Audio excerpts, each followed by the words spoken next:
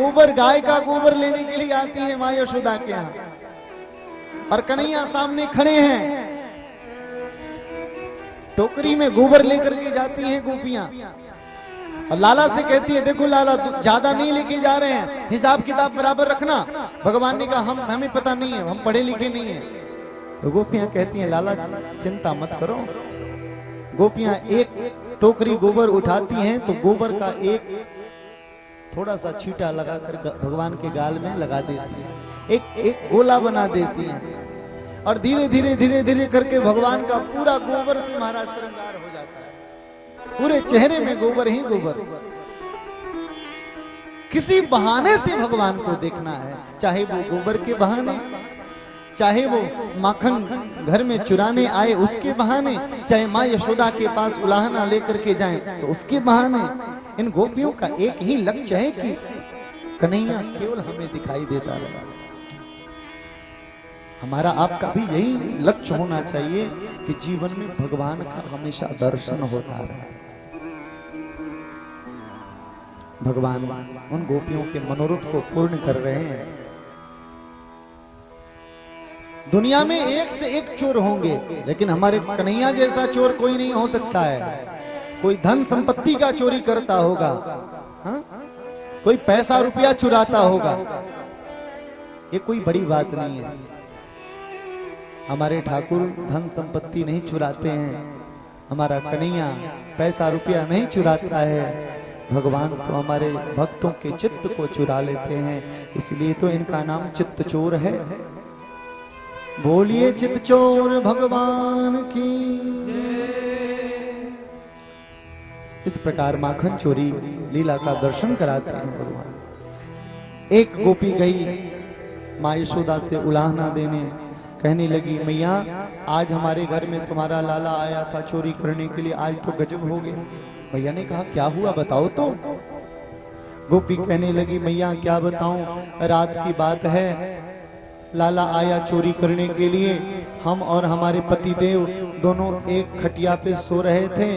लाला आया, माखन चुराया, और हमारी चुटिया और हमारे पतिदेव की दाढ़ी दोनों एक दूसरे में बांध करके और वहां से फरार हो गया। जब रात को हमारे पतिदेव को प्यास लगी, जब वो उठने लगे तो महाराज वो अपनी दाढ़ी खींच रहे थे, हम अपनी चुटिया खींच रहे हैं। अरे क्या कर रही हो, अरे क्या कर रहे हो। तो कन्हैया भागता हुआ नजर आया। एक गोपी आकर कहती है मैया ये तो कुछ नहीं है, आज हमारे घर में तो गजब हो गया। क्या हुआ? वो घर में भी कन्हैया गया था चोरी करने के लिए, और जानती हो मैया, बताओ कहीं ऐसे कोई चोरी करता है क्या? हमारे घर में कन्हैया चोरी करने के लिए गया था, माखन मिश्री चुराया, अपने भी खाया, ब्रजवासियों को भी खिलाया, बंदरों को भी खिलाया, ऊपर से जो मटके को फोड़ दिया। और मैया अंत में जानती हो क्या किया कन्हैया? जाते जाते खटिया पे हमारी बिटिया सो रही थी, कन्हैया ने जाकर के चुपचाप अंधेरे में खटिया की पटिया से हमारी बिटिया की चुटिया को बांध दिया, और बांध करके जाकर के कान में तुम्हारा कन्हैया कहने लगा हौआ।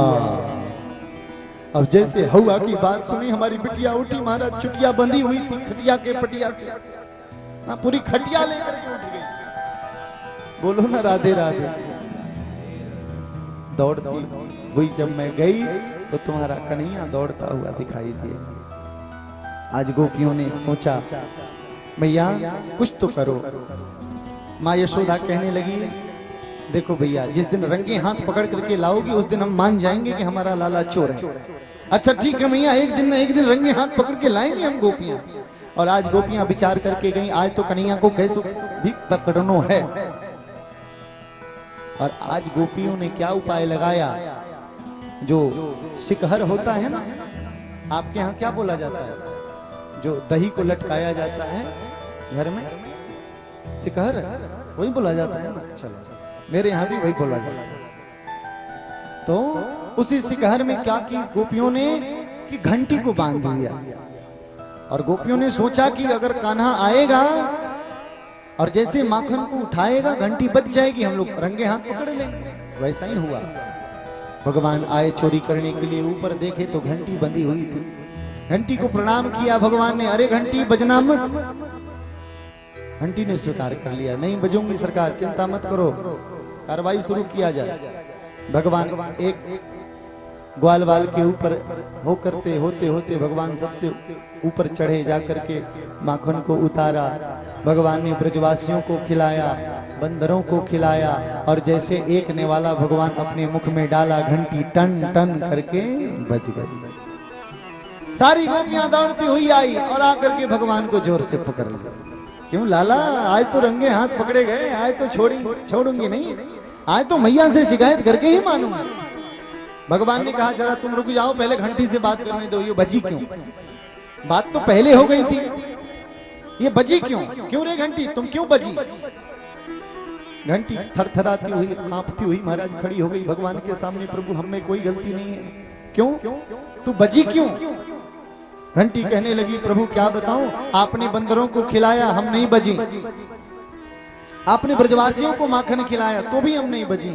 सरकार जैसे ही आप एक नेवाला मुख में डाले हम तुरंत बज गई। सरकार हमारा तो यही काम है कि जब भगवान का भोग लगे और हम घंटी न बजे तो हमारा जीने का मतलब क्या होगा, इसलिए हम बज गए सरकार। भगवान सोचे सही बात है भाई, हमारा भोग लगे और घंटी न बजे तो हम भोग भी स्वीकार नहीं करते। आज भगवान को रंगे हाथ पकड़ करके गोपियां लेकर के जा रही हैं माँ यशोदा के पास।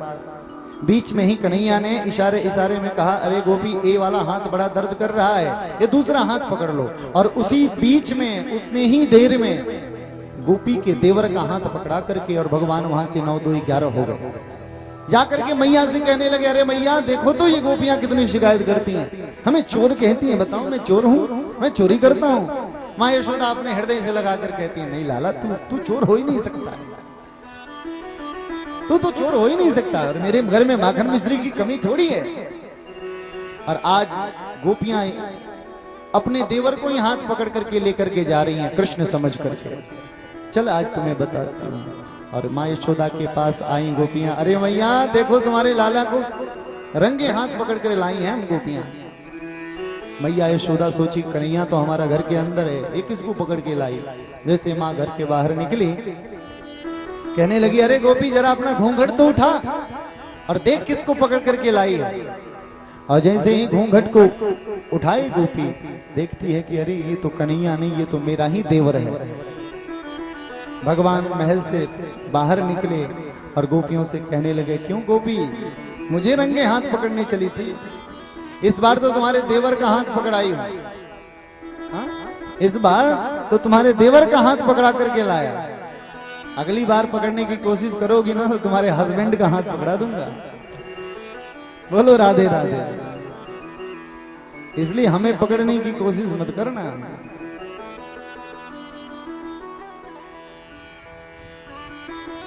इस प्रकार भगवान ने खूब सुंदर माखन चोरी लीला को सारे ब्रजवासियों को दिखाया। बोलिए माखन चोर भगवान की जय।